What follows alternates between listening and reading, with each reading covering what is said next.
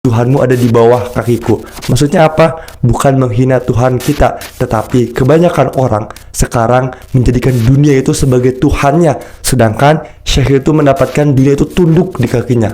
Seringkali kita selalu merasa kecewa dan merasa sedih ketika kita tidak mendapatkan dunia yang kita inginkan.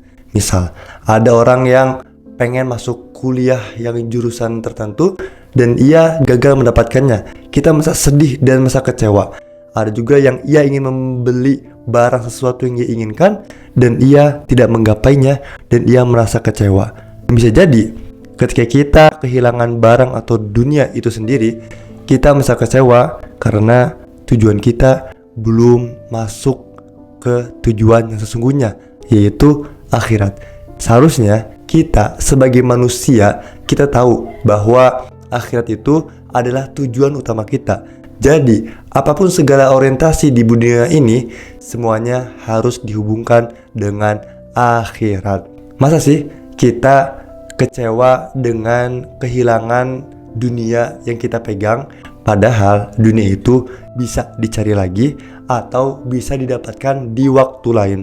Tapi pernah gak sih kalian berpikir bahwa ada yang lebih utama daripada dunia itu, yaitu akhirat? Contoh, ketika kita tadi sholat subuh kesiangan, tidak sholat tepat waktu atau tidak berjamaah di masjid, itu merupakan hal yang paling menyedihkan.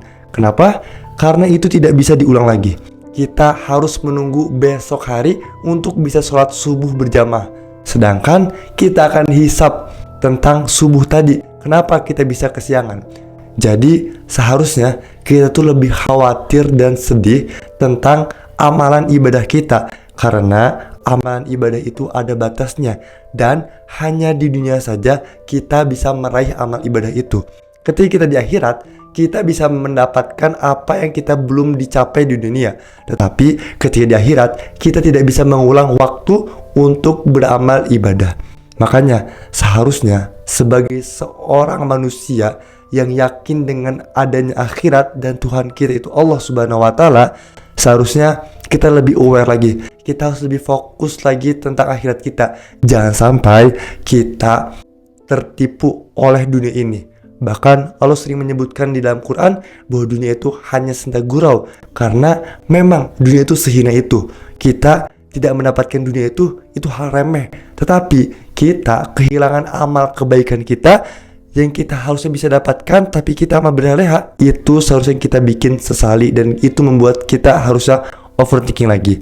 Maka yuk mulai sekarang kita orientasinya dengan akhirat. Dan percayalah, demi Allah, sesungguhnya kalau kita menjadikan tujuan akhirat itu menjadi utama kita, kita malah mendapatkan dunia itu tunduk dalam keadaan hina. Bahkan seorang syekh mengatakan bahwa aku sedang berdiri di atas Tuhanmu, Tuhanmu ada di bawah kakiku. Maksudnya apa? Bukan menghina Tuhan kita, tetapi kebanyakan orang sekarang menjadikan dunia itu sebagai Tuhannya, sedangkan syekh itu mendapatkan dunia itu tunduk di kakinya.